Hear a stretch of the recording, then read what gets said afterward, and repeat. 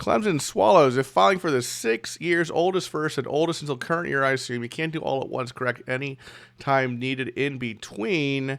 You can do them all at once, Clemson. There's just some things to keep in mind. If you are going to mail them all at once, I wouldn't put them all in the same envelope. I would do separate envelopes and even separate mailings. I've covered that in a different video. Sometimes issues arise when you choose to e-file the last 3 years, which are the only years you can e-file, and then you paper file the 3 years before that. Because what you got to keep in mind is those 3 years you e-filed are going to be processed and assessed before those older years. And so the IRS might be looking to collect from you from those e-filed years because those returns are processed faster before you can even get into a resolution with the IRS, because the IRS won't entertain a resolution until all 6 years have been filed.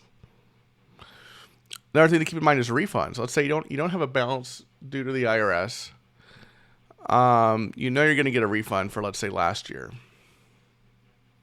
but you're going to have a balance due on the older years. Well, you might want to file that last year's return first, get that refund in your pocket before you file those older years, right? Because if one of those older years is filed and processed before the most recent year, IRS is going to apply that refund to the older years.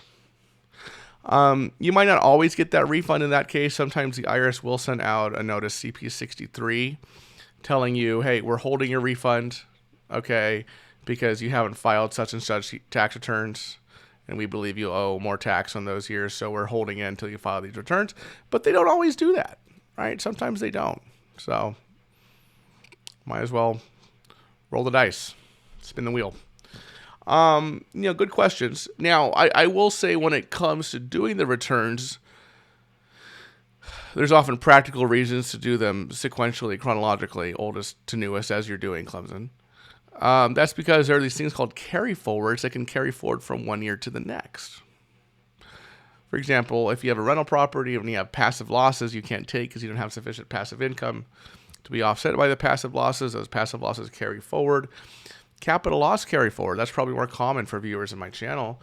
If you lost a lot of money in the stock market or crypto and you have this huge capital loss that exceeds your capital gains for the year, you could only take $3,000 of that excess and apply it towards your other income for the year. The rest gets carried forward as a capital loss carry forward.